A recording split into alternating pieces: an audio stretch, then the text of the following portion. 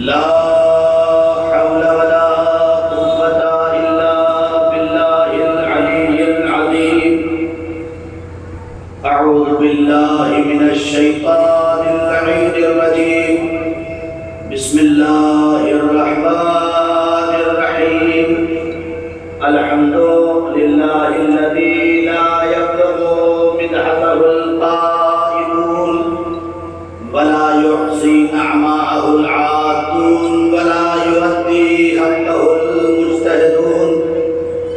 الذي نشر الرياح برحمته وبدد بالصخور ميدان أرضه. ثم الصلاة والسلام وتحية والإكرام على النبي المكي المدني القرشي الهاشمي المطلبي الرسول المسدد والمصطفى الأمجد. اسمه في السماء أحمد وفي الأرض بالقاسم محمد.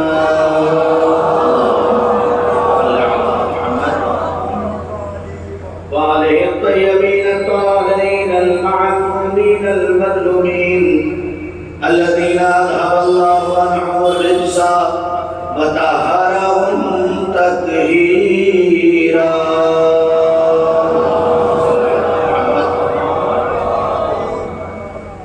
أما بعد فقد قال الله تبارك وتعالى في القرآن المجيد والفرقان الحميد وقوله الحق. بسم الله الرحمن الرحيم. تعز من تشاء وتذل من تشاء. صدق محمد.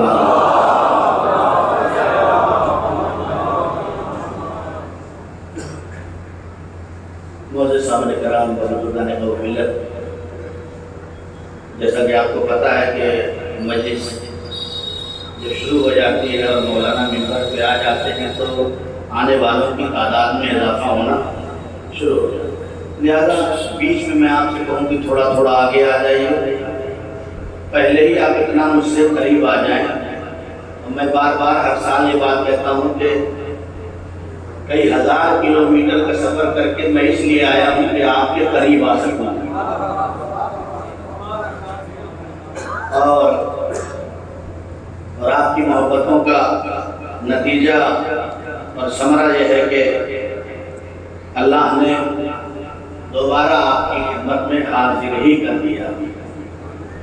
ایک اعلان ہے جسے سماعت فرمانے کہ اس مجلس کے فوراً بعد شمبھو داس گیٹ پر ایک مجلس شیر علی مرحوم کے گھر پر برپا ہوگی جس میں تابوت جناب قاسم برآمد ہوگی. خطابت عالی جناب مولانا مرحوم عالم عسکری صاحب اور سوزخانی جناب سید انوار حسین صاحب کو ہم نوا فرمائیں گے. آپ حضرات سے گزارش ہے کہ اس طرح کی جو مجالس ہوتی ہیں، جو ایک ایک مجلسیں گھروں میں ہوتی ہیں، کوشش کریں اگر وقت واقعاً ہے آپ کے پاس تو اپنے آپ کی حاضری وہاں درج کروائیں. اس لیے کہ اس کا دل چوڑا ہو جاتا ہے جو سال میں ایک مجلس کرتا ہے. آپ کے نہ جانے سے کسی پہ کوئی اثر نہیں پڑے گا، لیکن اس کے دل کو ایک تکلیف ہوگی کہ میں نے حسین کی فرش عزا بچھایا لیکن کوئی آیا نہیں. عشرہ محرم کی یہ تقریباً 7ویں مجلس ہے جس کا عنوان کربلائی کردار ہے.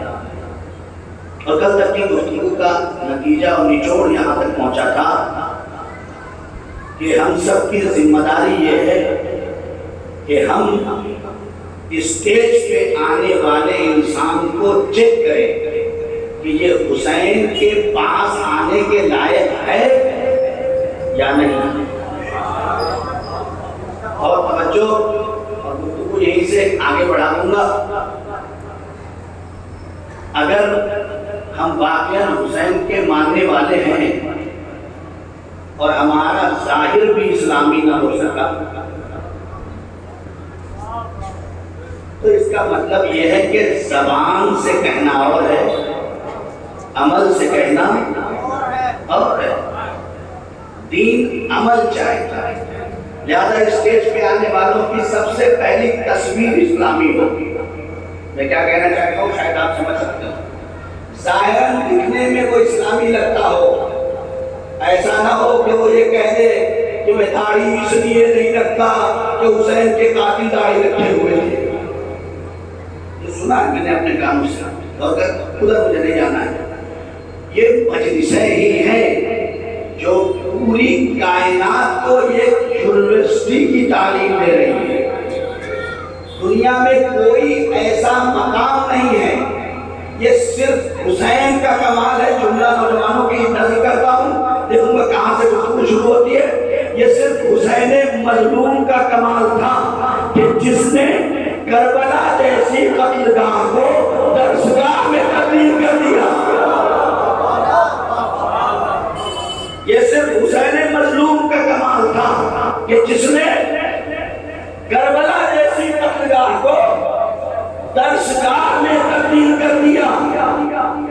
دنیا آپ سے نہیں ڈرتی، آپ کی مجلسوں سے ڈرتی ہے، اس لیے کہ یہ جانتی ہے یہ جب تک مجلسیں ہوں گی، مجلس حسین کی ہوگی، ذکر اعظم کا ہوگا، مجلس حسین کی ہوگی، ذکر نوح کا ہوگا، مجلس حسین کی ہوگی، ذکر ایوب کا ہوگا، مجلس حسین کی ہوگی، ذکر یوسف کا ہوگا، مجلس حسین کی ہوگی، ذکر ایوب کا ہوگا۔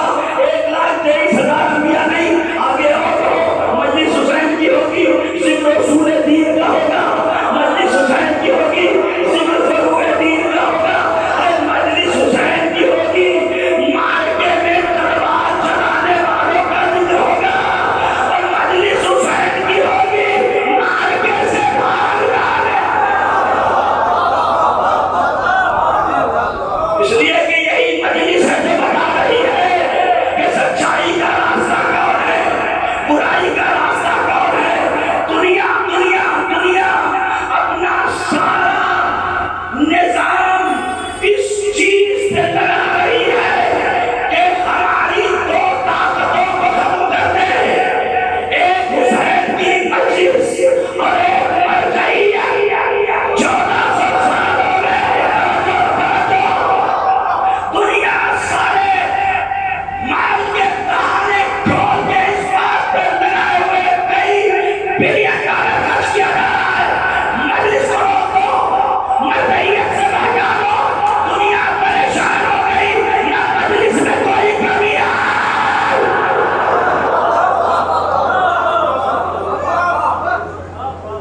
نہ مجلس میں کوئی کمی ہے، نہ ارے کل تک جو مرجعیت کے خلاف بولتے تھے،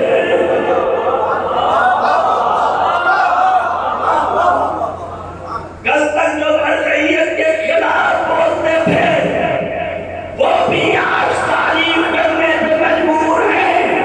میں کہوں گا سمجھو، جب نائب امام ایسا ہے، صلوات پڑھ دے گا۔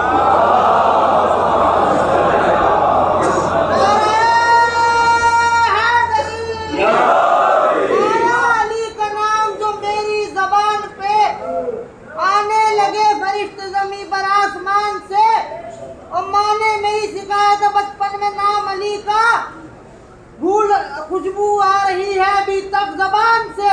نعرہ حیدری، نعرہ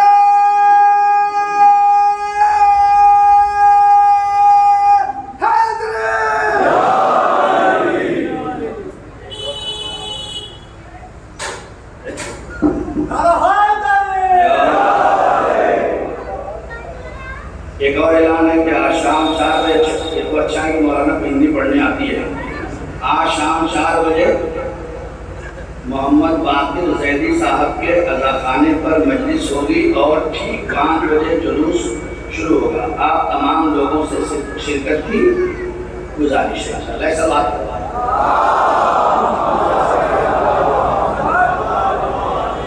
کربلائی کردار کا مزاج یہ ہے کہ یہ نہ کل کے یزید سے ڈرے، نہ آج کے یزید سے ڈرتے ہیں۔ بہت جلدی ان نوجوانوں کو ذرا سا یہ میں بتا دوں کہ کربلا نے دیا کیا، کربلا نے دیا کیا ہے۔ خدا کی قسم نبی کی رحلت کب ہوئی؟ نبی کی وفات 11 ہجری۔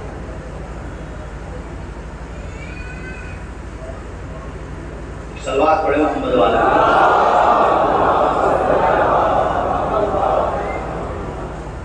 اچھا کربلا کس سن میں ہوئی؟ الحمدللہ جزاک اللہ۔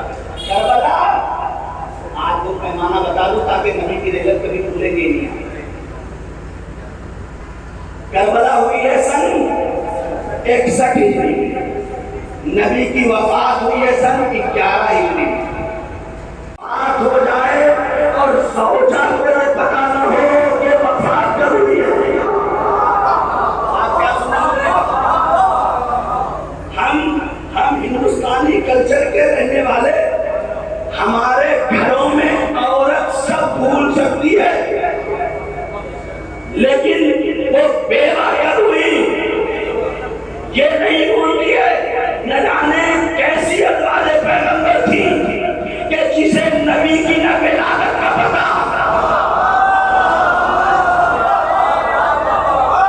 نہ نبی کی ولادت کا پتہ، نہ نبی کی وفات کا پتہ۔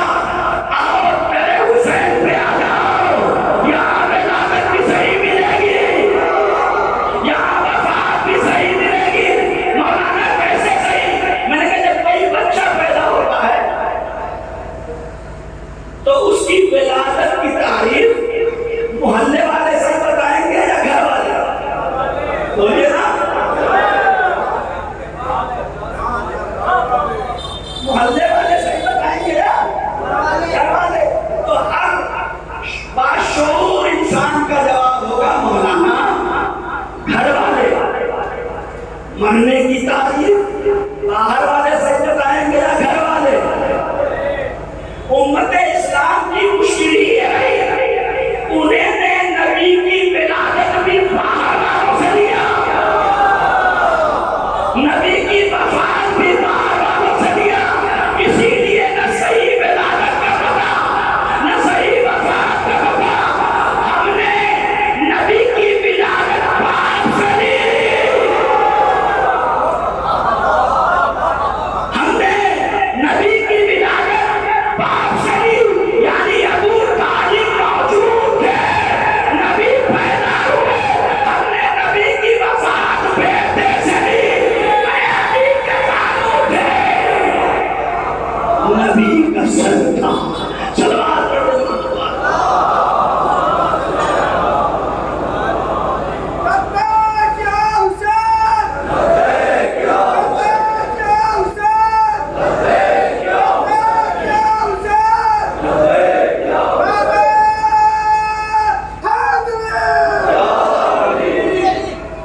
غور کریں آپ، یہ امت اسلامیہ کا المیہ ہے۔ کربلا نے دیا کیا؟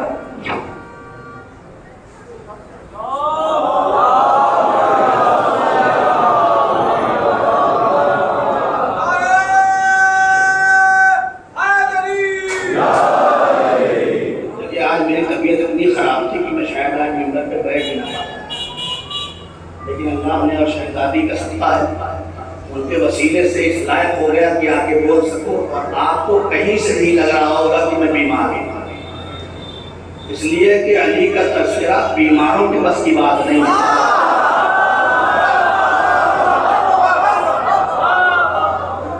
یہ شہزادی کا تصدق ہے کہ اس لائق بنا دیا کہ میں آپ کے سامنے حاضر ہوں، لیکن بیمار آدمی بول رہا ہے تو اتنی تیز آواز جا رہی ہے، آپ صلوات پڑھ رہے ہیں تو وہاں کی آواز یہاں نہیں آ رہی ہے۔ دیکھ والے قریب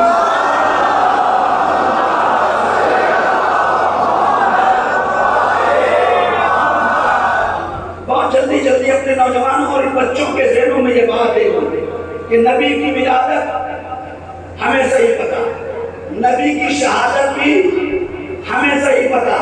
اب یہ اللہ کا ہم پر احسان ہے کہ نبی کی ولادت میں بھی ایک امام کی ولادت رکھا، نبی کی شہادت میں بھی ایک امام کی شہادت رکھا، تاکہ دنیا اس تاریخ کو بدل ہی نہ سکے۔ آنے والا بھی معصوم ساتھ آئے گا، جانے والا بھی معصوم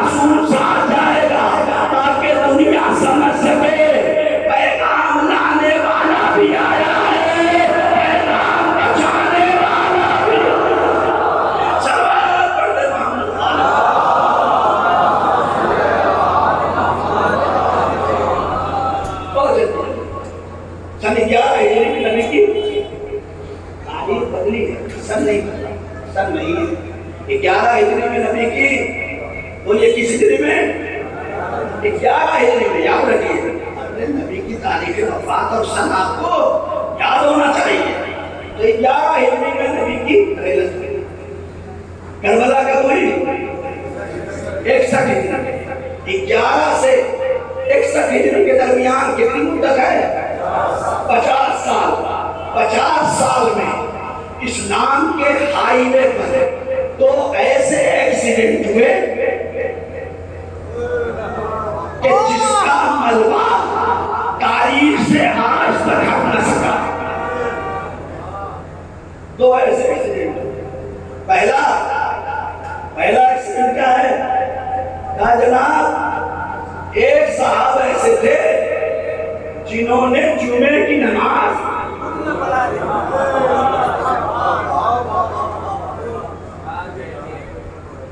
خود میں پڑھا دی ہے نا. پڑھائی نہیں پڑھی, تاریخ لکھا ہے نا, خالی ہماری کتاب میں نہیں, ہر جگہ آپ کو ملے گا. ایک صاحب جوش عبادت میں جمعے کی نماز بدھ کو پڑھا گئے. ہم کو ان سے گیلا نہیں ہے, اس لیے کہ وہ تو پلان سے آئے تھے. حیرت تو ان کے اوپر ہے جو پیچھے پڑ رہے تھے.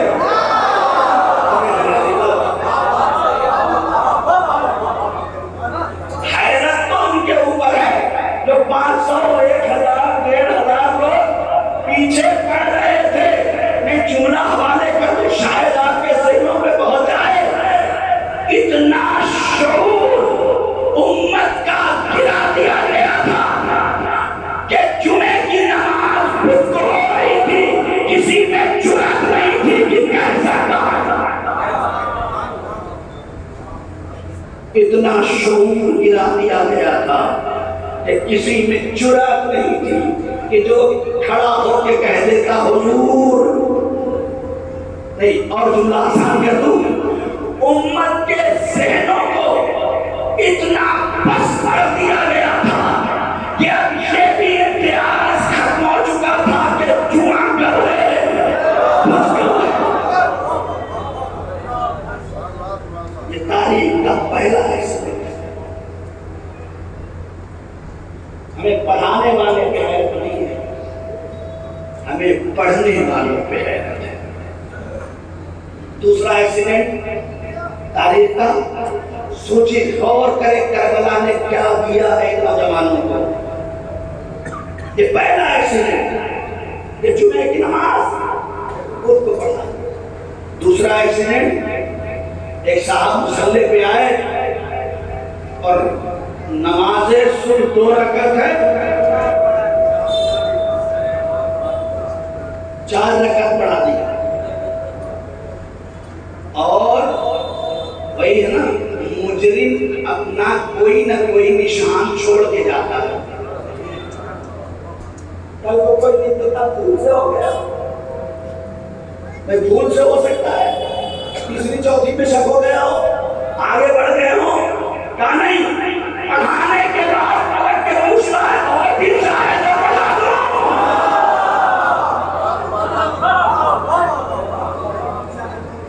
دل چاہے تو اور پڑھا دوں.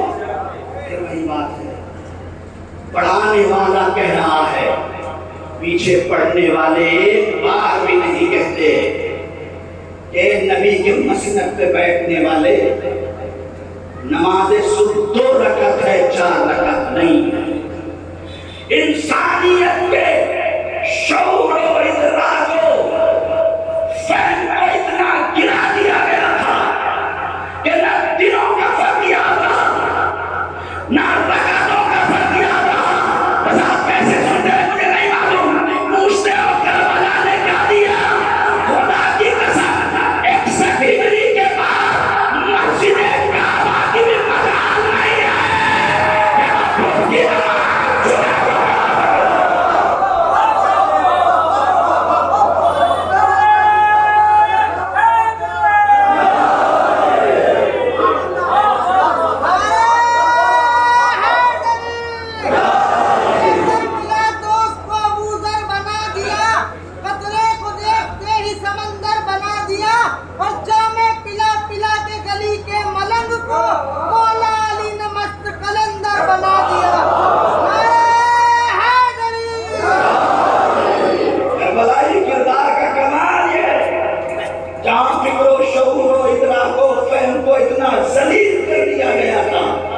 کہ دلوں کا فرق ختم ہو گیا، وہاں حسین نے اتنا شعور پیدا کر دیا کہ امام کعبہ بھی خود کی نماز جمعے کو نہیں پڑھ سکتا۔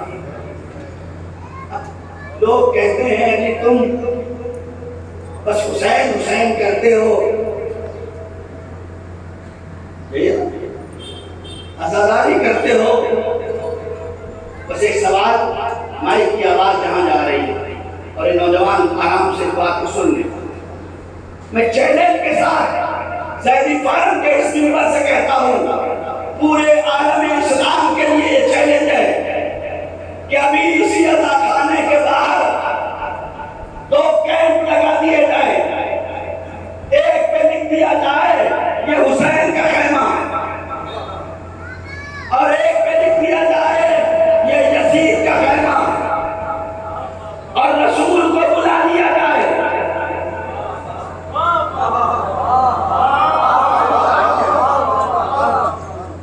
اور رسول کرام کو بلا لیا جائے، اور رسول سے کہا جائے یا رسول اللہ یہ 2 خیمے لگے ہیں، ایک حسین کا خیمہ، ایک یزید کا خیمہ، آپ کدھر جائیں گے؟ سارے مسلمانوں سے پوچھو آنے والا رسول کس طرف جائے گا؟ سب کا ایک جواب ہوگا حسین، حسین، حسین۔ تو سوچتے کیوں نہیں ہو؟ ارے جب وقت کا رسول حسین کے خیمے میں جا رہا ہے تو دنیا ادھر کیا کر رہی ہے؟ صلوات پڑھتے ہیں۔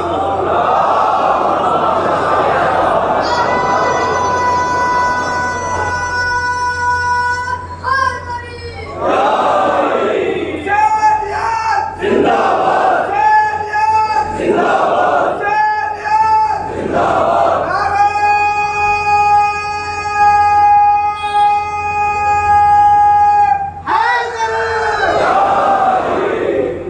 سلام دیے امام زمانہ آواز سے بلند کرنا رہے صلوات۔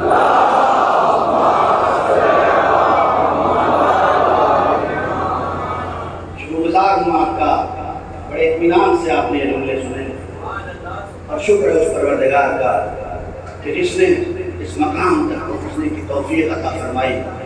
کربلا نے دیا کیا؟ کربلا نے شعور و ادراک کو اتنا بلند کر دیا کہ علامہ اقبال کو کہنا پڑا انسان کو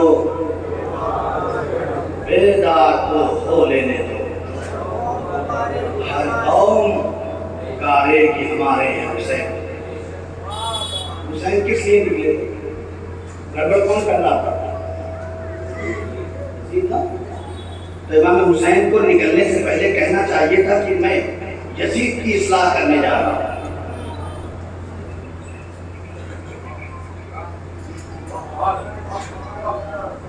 سوچیں، اپنے مقام کو سوچیں، آپ کیا کر سکتے ہیں؟ قوموں نے یہی کیا ہے۔ امام حسین کو کہنا چاہیے نا کہ میں یزید کی اصلاح کے لیے جا رہا ہوں، یزید فتنہ کر رہا ہے، یزید فساد کر رہا ہے، یزید شراب پی رہا ہے، یزید دین محمد میں تبدیلی کر رہا ہے، میں یزید کی اصلاح کے لیے نکل رہا ہوں۔ آواز نہیں، انی لم اخرج شکرم بلا بدرم بلا مفسدم بلا ظالمہ، دماغوں سے باتوں کو نکال دو، میں حکومت کی لالچ میں نہیں جا رہا، میں فساد پھیلانے نہیں جا رہا، میں ظلم کرنے نہیں جا رہا۔ کس لیے جا رہے ہیں حسین؟ بل خرجت لطلب اصلاح امت جدی، میں اپنے چچ کی امت کی اصلاح کے لیے جا رہا ہوں۔ حسین آپ کو کہنا چاہیے میں یزید کی اصلاح کے لیے جا رہا ہوں، لیکن آپ یہ نہیں کہتے، آپ کہہ رہے میں امت کی اصلاح کرنے جا رہا ہوں۔ امام فرمانا چاہتے ہیں اگر امت اچھی ہے تو رہنا بھی اچھا، اگر امت خراب ہے تو رہنا بھی خراب ہے، اگر امت اچھی ہے تو رہنا بھی اچھا، اگر امت خراب تو رہنا بھی خراب۔ آپ کیسے سنیں گے مجھے نہیں پتا۔ 56 ممالک کے رہبر سر جھکائے بیٹھے،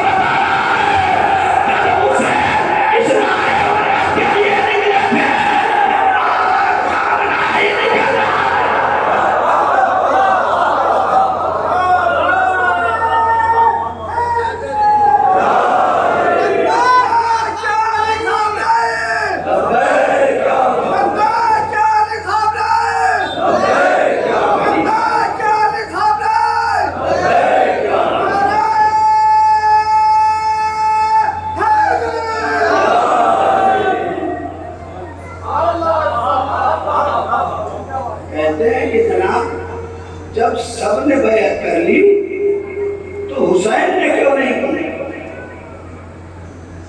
جب سب نے بیعت کر لی تو حسین نے بیعت کیوں نہیں کی؟ یہی تو ہمارا سوال ہے۔ جب رسول کے نواسے نے بیعت نہیں کی تو سب نے کیسے بیعت کر لی؟ یہی تو ہمارا بھی سوال کر رہے ہیں۔ جب رسول کے فرزند نے بیعت نہیں کی تو تو نے کیسے بیعت کر لی؟ خدا کی قسم آج سے سالہ عالم نہ ہوا ہوتا کہ دنیا سبق بھی نہیں کرتی کہ مسئلہ اور شام کے حکمرانوں نے حسین کا ساتھ کیوں نہیں دیا؟ حسین کربلا میں اکیلے کیوں رہ گئے؟ یہ اس بات کی علامت تھی جہاں حکومتوں کا لالچ ہوتا ہے وہ ہے۔ صلوات پڑھ دے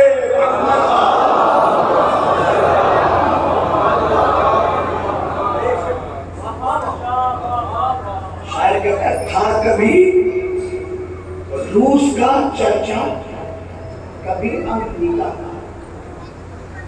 تھا کبھی روس کا چرچا کبھی امریکہ کا، لوگ کہتے تھے یہی سب سے بڑی طاقت ہے۔ ابھی تھا کبھی روس کا چرچا کبھی امریکہ کا، لوگ کہتے تھے یہی سب سے بڑی طاقت ہے، لیکن ایران نے دنیا سے بنوا ہی لیا۔ لیکن ایران نے دنیا سے یہ بنوا ہی لیا، عشق اولاد نبی سب سے بڑی طاقت۔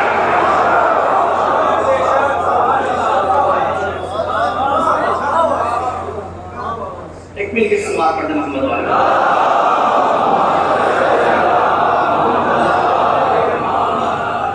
کل میں ایک ویڈیو دیکھ رہا تھا کہ جس ویڈیو میں دنیا کے تمام ملکوں کے لیڈر کی ایج لکھی ہوئی،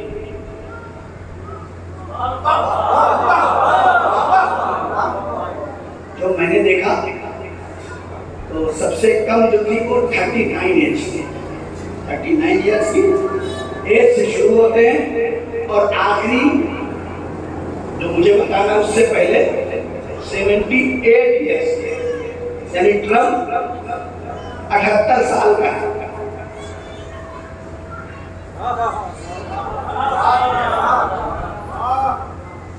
لیکن جو سپریم لیڈر ہے جس کی تصویروں سے دنیا کو ڈر لگ رہا ہے اس کی ایج کتنی ہے؟ اتنا تو لوگوں کو کلمہ صحیح سے یاد نہیں ہوگا جتنا ان کی عمر یاد ہو رہی ہے۔ 86 ایئر، 86۔ مجھے ایران کی تعریف نہیں کرنی، مجھے کوئی وظیفہ نہیں ملتا، لیکن آپ بولو۔ لیکن 86 ایئر کا یہ بوڑھا شخص جس کے ہاتھ بھی صحیح نہیں ہوتے، لیکن اللہ نے زبان میں نہ جانے کیسی تاثیر دے دی کہ اگر کہہ دیا کہ اسرائیل 25 سال کے بعد دنیا میں نہیں رہے گا تو اب دنیا انتظار کر رہی ہے۔ کتنے سال کے ہیں؟ 86۔ حملہ ہوا، فوراً ویڈیو آئی کہ ملت ایران ہم تمہارے ساتھ ہیں، نہ بہکے نہ گھبرائے نہ لفزش ہوئی نہ زبان میں گسگنت ہوئی۔ جتنی ویڈیوز آ رہی ہیں آپ دیکھ لیں، یہ آپ نے کیا کیا 86 سال کی عمر میں؟ تمام ملت اسلامیہ کو جواب دیا ہے کہ جب نبی کا غلام 86 سال میں ہی زیان نہیں بکتا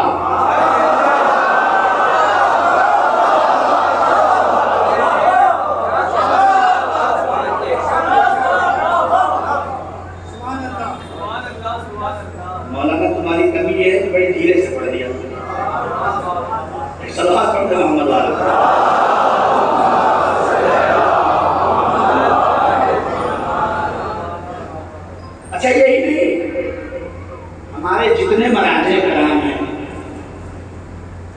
ان سب کی ایج اٹھا کے آپ دیکھیے، یہ سب 70 60 سے کم اوپر پائے جاتے ہیں، ہے نا؟ ایسا ہے نہیں ہے؟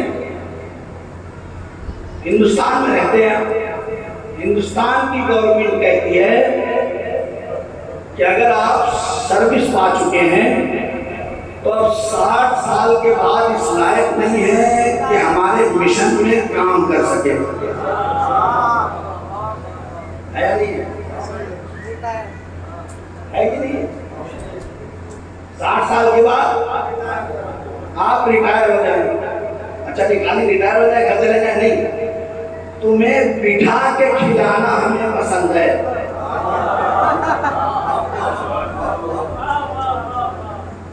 لیکن اب تم کام کے لائق اب بھی دنیا مرجعیت کی طاقت کو نہیں سمجھ رہی ہے، جہاں سے دنیا ریٹائر ہو جاتی ہے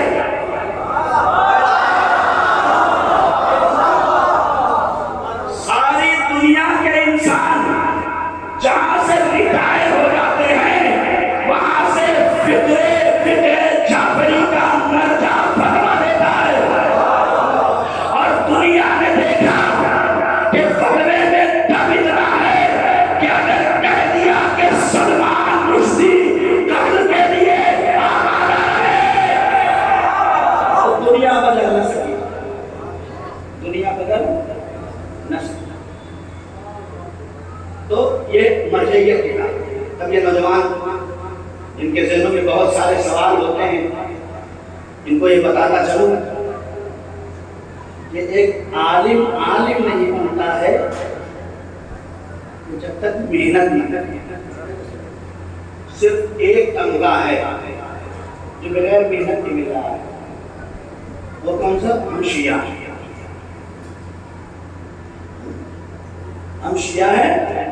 اور شیعہ ہیں الحمدللہ۔ کل ایک نوجوان مجھ سے کہہ رہا تھا یا کسی نے مجھ سے کہا کہ مولانا بچوں کے ذہنوں میں یہ بات آ گئی ہے کہ ہم چاہے کچھ بھی کریں جنت چلے جائیں گے،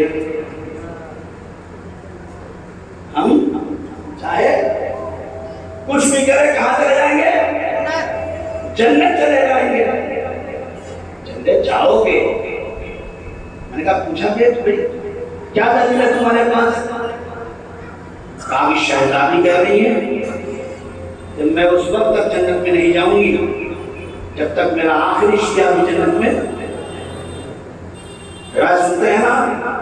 میں نے کہا تم نے سوال بھی کیا اور تم نے جواب بھی دے دیا۔ کہا مولانا جواب کیا ہے؟ میں نے کہا شہزادی نے کہا ہے کہ میں اس وقت تک نہیں جاؤں گی جب تک میرا شیعہ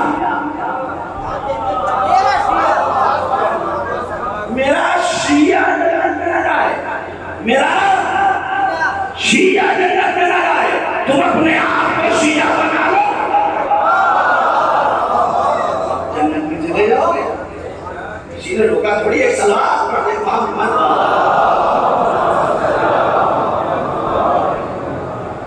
آج دنیا جو ہے وہ یہ کہتی ہے کہ تمہیں کربلا سے ملا کیا ہے؟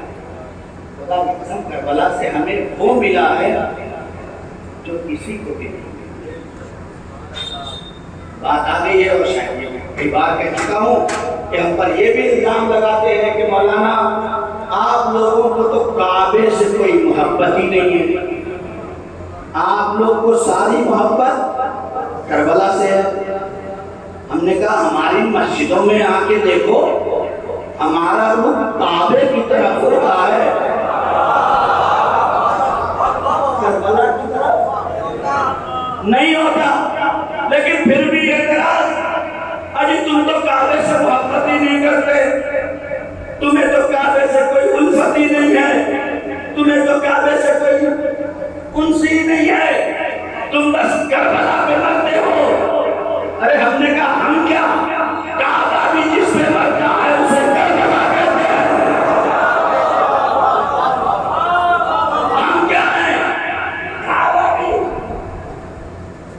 جس پر لگا ہے اسے کربلا کہتے ہیں۔ کبھی موقع ملا تو بتاؤں گا کعبہ اور کربلے کا جو مکالمہ ہوا ہے۔ ہم پر غلط الزام مت لگاؤ کہ ہم کعبے سے محبت نہیں کرتے،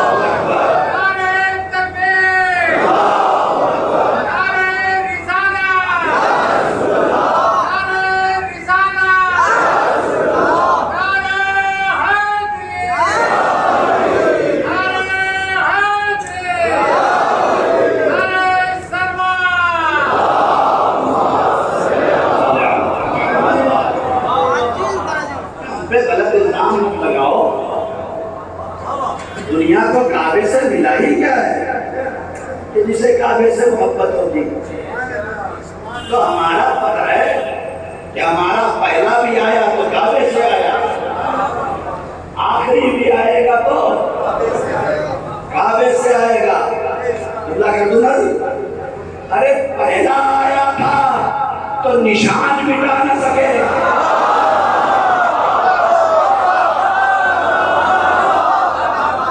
پہلا آیا تھا تو نشان مٹا نہ سکے، آخری آئے گا تو کفر چھپا نہ سکو گے۔ سلام علیہ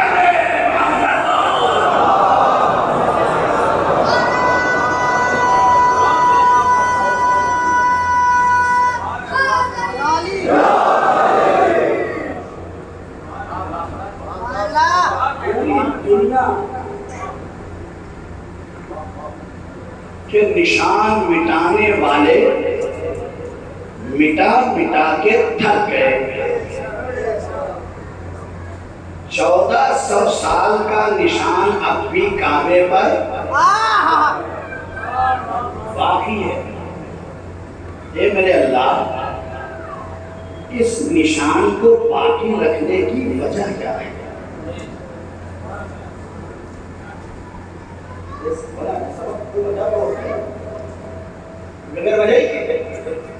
اے میرے اللہ، دیکھا ہوگا کعبے پہ خلاف چڑھا ہوگا، الحمدللہ اب وہ بھی کالا ہو گیا۔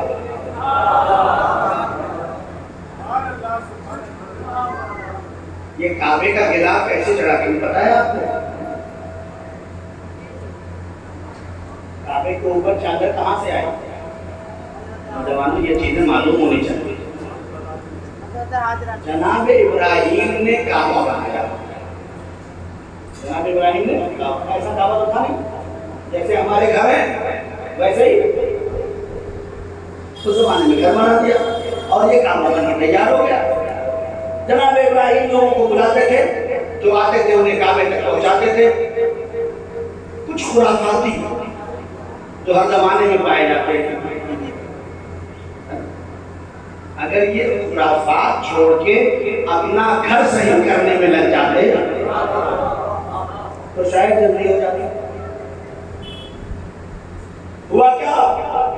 ہوا یہ کہ جناب ابراہیم نے خانہ کعبہ بنا دیا اور لوگوں کو کعبے کی طرف ایک دعوت دیتے رہے۔ مکے کے کچھ بت رکھنے والوں نے کام یہ کیا کہ جو باہر سے آتے تھے اسے کوئی اور گھر بتا دیتے تھے کہ جی یہ کعبہ ہے، یہ کعبہ ہے، یہ کعبہ ہے۔ لوگ جاتے تھے طواف کر کے واپس چلے جاتے تھے۔ اب میں گیا تو پہلے دن گھر کا طواف کیا، آنے کے بعد گھر میں بیان کیا۔ میرا بھائی گیا، وہ واپس آیا، اجی کیسی بات کرتے ہو، وہ گھر اور تھا، یہ گھر اور حج کرنے والے ڈسٹرب ہو گئے، طواف کرنے والے ڈسٹرب ہو گئے، پھر کیا ہو؟ جناب ابراہیم اپنے گھر میں آئے، سر جھکائے بیٹھے تھے اور آواز دے رہے تھے، حاجرہ میں بڑا پریشان ہوں۔ حاجرہ نے کہا کیا ہو گیا؟ کہا یہ مکے والے لوگوں کو اللہ کے گھر کا صحیح پتہ معلوم نہیں ہونے دیتے، پھر کیا کرتے ہیں؟ کہا یہ کرتے ہیں کہ جو آتا ہے اسے راستہ غلط بتا دیتے ہیں۔ حاجرہ نے اپنا صندوق کھولا، اپنی چادر نکالی، یا نبی اللہ اسے خانہ کعبہ کی چھت پہ ڈال دو، اسے خانہ کعبہ کی چھت پہ ڈال دو، لوگ چادر دیکھتے جائیں گے، بیت کو پہچانتے جائیں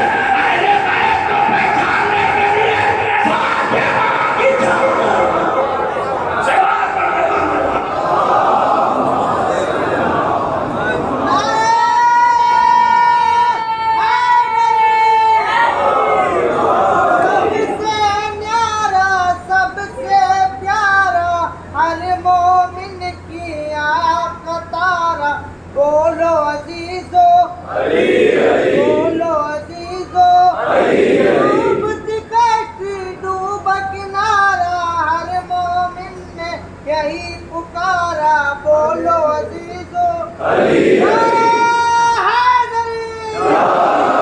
सब की खल्क का है सबब इश्क पंजतन, ज़हरा मुस्तफा वली और हसन हुसैन। नारा हैदरी। और करें आप, ये काबा है, बहुत सारी बातें रह जाएंगी इंशाल्लाह, कभी और मौका मिला तो आपकी खिदमत में अर्ज करूंगा। हुसैन ने सिर्फ करबला में आके करबला को नहीं बदफत किया है, बल्कि हुसैन ने इंसानियत को बचाया है। आज काबा काबा है तो हुसैन की वजह से, वरना घोड़ों का अस्तबल नजर आता। ये 61 हिजरी के बाद का कमाल है कि किसी में जुर्रत न हो सकी कि खाने काबा या मस्जिदुल नबवी में घोड़ों का अस्तबल बना सका। हुसैन ने शऊर को इतना नरम किया, कहते हैं हुसैन तो शहीद हो गए। हुसैन के गले पे कोई खंजर लग गया। 7 मुहर्रम आ गई ना, हुसैन तो शहीद हो गए। जो शहीद हो जाता है वो हार जाता है। हमने कहा हार जीत इंसान के जीने और मरने पे नहीं होती, हार जीत मकसद के बचने पे होती है। कभी मकसद को जी के बचाया जाता है, कभी मकसद को मर के बचाया जाता है। इसीलिए कहा जाता है जियो तो अली की तरह, मरो तो हुसैन। 7 मुहर्रम आ गई,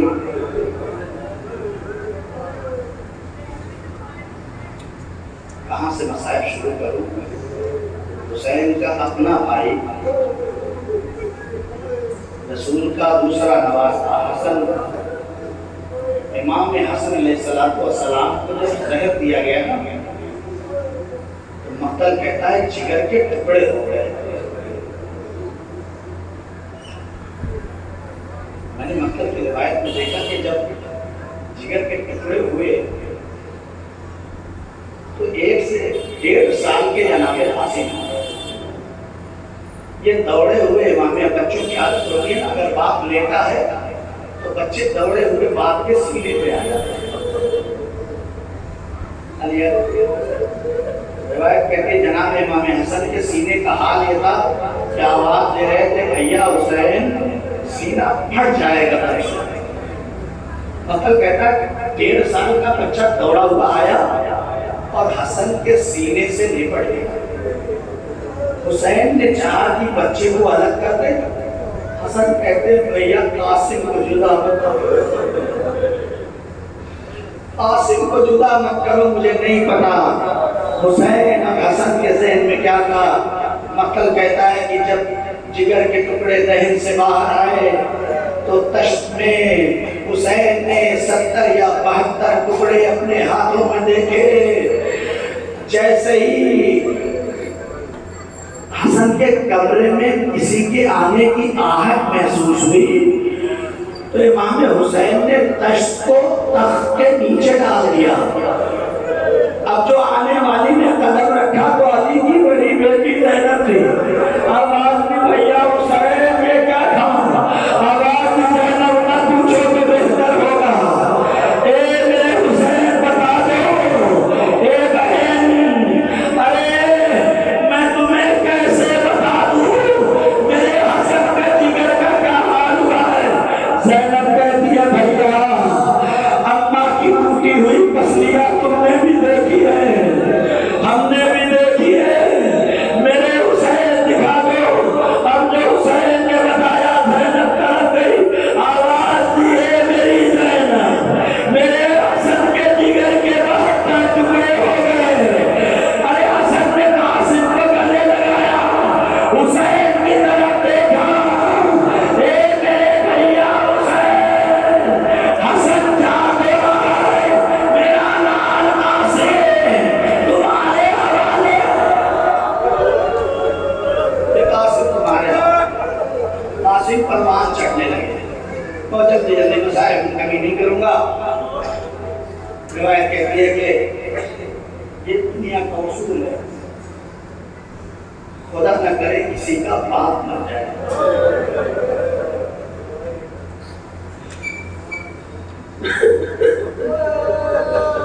خدا نہ کرے کسی کا باپ بچپن میں مر جائے.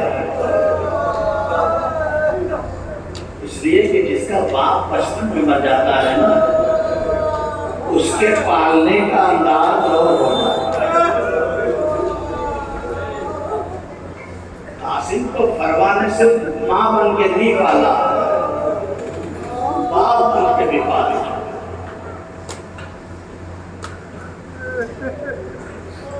یہی وجہ ہے کہ پرورش کا نتیجہ تھا کہ جب لوگ جانے لگے تو قاسم بار بار ماں کے پاس آتے ہیں. ماں سب جا رہے ہیں. مطلب کہتا ہے شب عاشور ایک ایک خیمے کا تلایا حسین پھر رہے ہیں. دو ایسی شخصیتیں نظر آئیں کہ حسین کا دل بے چین ہوئے. ایک کلثوم تنہا اپنے کمرے میں بیٹھ کے رو رہی ہے، کاش خدا مجھے کوئی اولاد دے دے.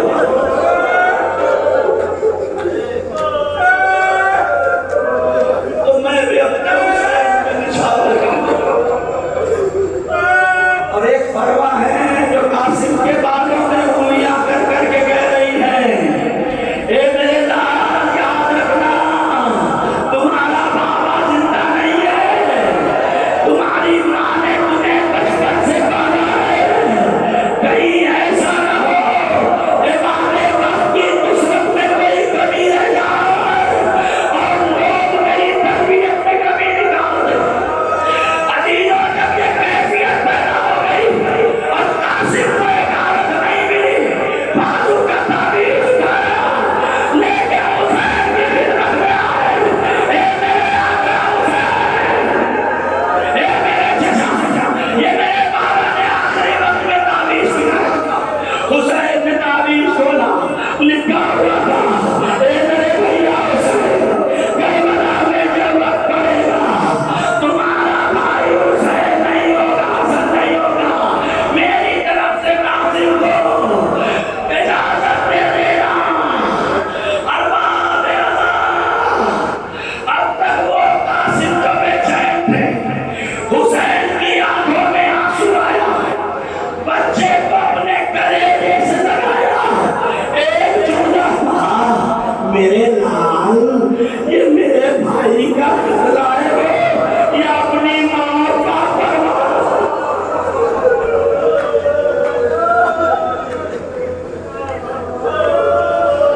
آنکھوں میں آنسو آ گئے، آپ کے من میں صدا ہو گیا، مسائل یہی ختم کر دیتا، لیکن کیا کروں. حسین نے قاسم کو آمادہ کیا، قاسم کو اٹھایا، گھوڑے پہ بٹھایا، اپنا امامہ پہنایا.